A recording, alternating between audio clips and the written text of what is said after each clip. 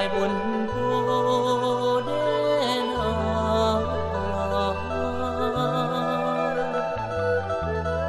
ย่อมือขอแก้วแก่นไทยพนมไหวยอดยางขอ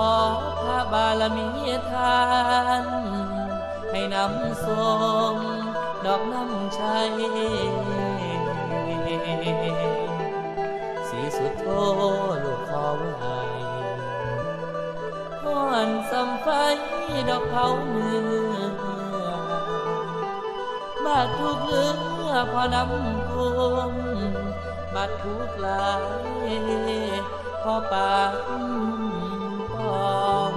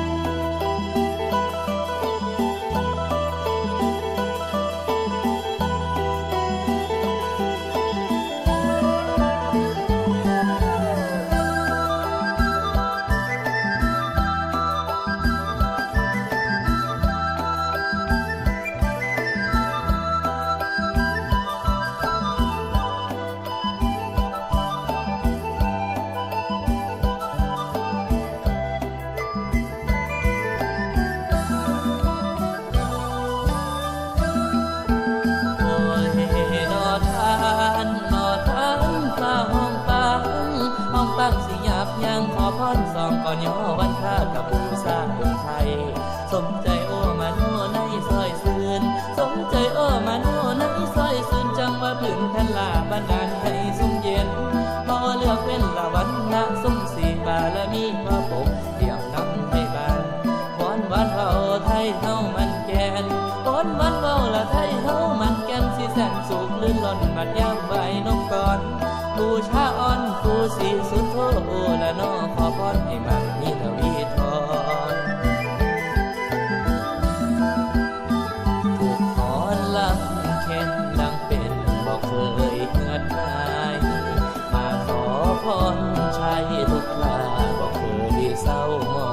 งผู้สีสุดโทประทานโชคชัยดังมองบารมีกองทั่วทองล้มแผ่นโลกาในแผ่นลาขอส่งมาปู่ศรีสุโธผู้โหผู้เพียรตั้งแก่นธรรมเป็นหลักธรรมพุทธศาสนาดังตำนานนาคาแม่นจันขันไว้สมมาไทยเอาใจถวายปู่สมมาไทยละเอาใจถวายปู่เพียรทำดีละลึกปู่คุณบ้านแผ่นเมืองเสียงลือเรื่องละก้องทั่วโลกาตั้งว่าปู่นาคาศรีสุโธแต่งบุญไว้โอ้ดวงมาลามาลัยหอมตั้งเพียงหอมสู่คนย่อน้อมขอพรบูชาหักกันไว้เถิดตั้งมั่นในธรรมาบารมีปู่ศรีสุโธช่วยค้ำช่วยค้ำให้เลือดล้ำน้ำใจอาหังไว้วันข้าน้อมทรงขอประสงค์ดังใดจังขอไทยผู้เฮานาคินเจ้าเสด็จตาโปรดสาบวงป่าซาห้องเย็นเป่าทุกเย็นอย่ามาไกลเป่าทุกเข็นอย่ามาไกลอย่ามาไกล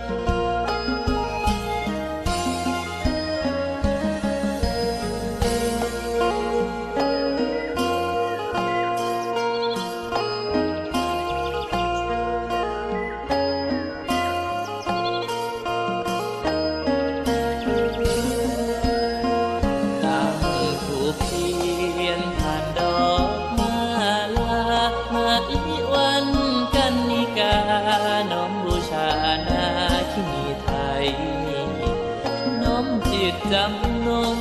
ละสมดังสมตั้งใจลูกขอบารมีไทยคุ้มดวงใจโอกสะกลใจ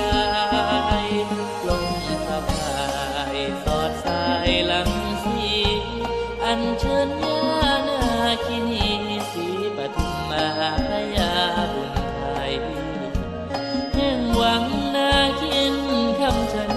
ดอันยิ่งใหญ่ทรงด้วยน้ำพระไทยเมตตาใน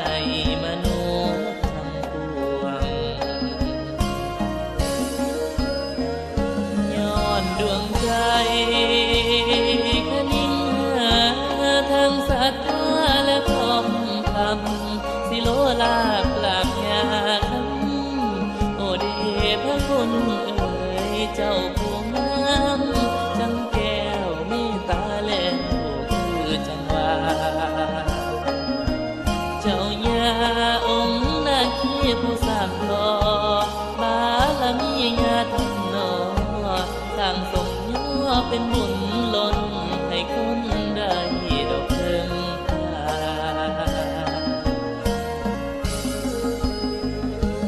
องค์แม่ย่าโสภาจังอินแต่งสีปทุมแพงแพงดุจดังแสงอรุณเบิกฟ้าป้องพระนาพี่สีทองบ่มองโรยลาวรกายเขียวงามสง่าสีปทุมมาวิสุทธิเทวี